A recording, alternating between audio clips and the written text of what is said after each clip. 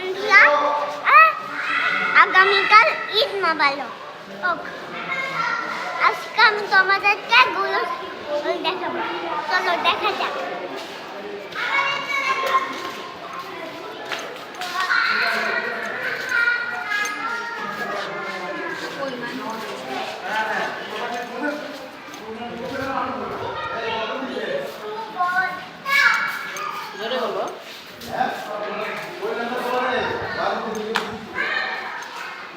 কাছে যেও না। কাউ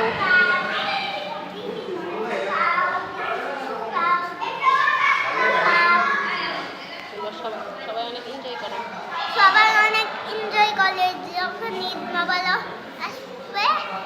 তাহলে তোমরা তোমরা ধান খাওয়াতে পারবে।